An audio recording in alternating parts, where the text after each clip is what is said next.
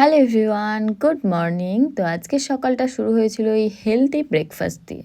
তবে দাঁড়াও, ভেবো না এত খাবার আমি একা খেয়েছি। আমার রুমেতে আমার একটা ফ্রেন্ডও আছে, তো আমাদের দুজনেরই ব্রেকফাস্ট। ওর মুখটা দেখাতে পাচ্ছি না কারণ ও ক্যামেরা সাই। অ্যাকচুয়ালি আমি আজকে যাচ্ছিলাম ওর সাথে একটু হসপিটালে, কারণ ওর একটু স্কিনে প্রবলেম হয়েছে। আর এই দেখো, এই হচ্ছে আমার কলেজ।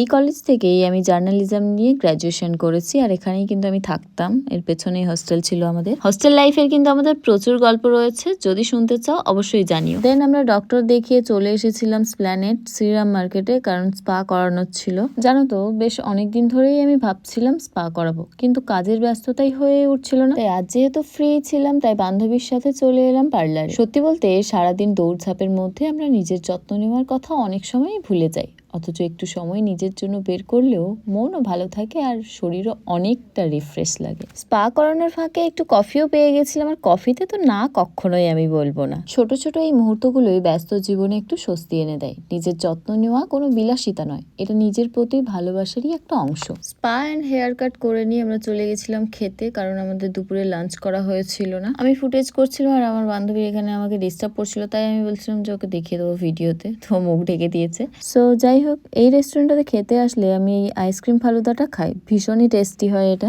পছন্দের খাবারগুলো খেতে খেতে গল্প, হাসি আর আড্ডার মাঝেই কখন যে সময় কেটে গেল টেরই পেলাম না। জীবনে এমন কিছু মুহূর্ত থাকে যেগুলো খুব সাধারণ হলেও মনে অনেক শান্তি এনে দেয়। আজকের দিনটা তবে ভীষণই হেক্টিক ছিল। খাবার দাবার খেয়ে নিয়ে আমি এখন যাচ্ছি আমার ওই ফ্রেন্ডের বাড়ি। আমি আজকে ওর ওখানেই থাকবো। যাওয়ার সময় দমদম মেট্রোর বাইরেটা দেখে তো আমি পুরো অবাক। ইউনিভার্সিটি যাওয়ার পথে যেই গলিটাতে সারি সারি দোকান দেখতে পেতাম এবং সেখান থেকে আমরা প্রচুর কিছু খাওয়া দাওয়া করেছি, সেই দোকানগুলো একটাও নেই। তো যাওয়ার সময় রাতে ডিনারের জন্য সাংঘাই থেকে চাউমিন নিয়ে নিয়েছিলাম, আর ভেতরটা দেখো ভীষণই সুন্দর কিন্তু। দেন রুমে এসে আমি খেয়েছিলাম এই ডোনাটসটা, তারপরে একটু রাত করে খেয়েছিলাম ওই চাউমিনটা। তো আজকের দিনটা এভাবেই কাটলো। চলো টাটা, দেখা হচ্ছে নেক্সট ভিডিওতে।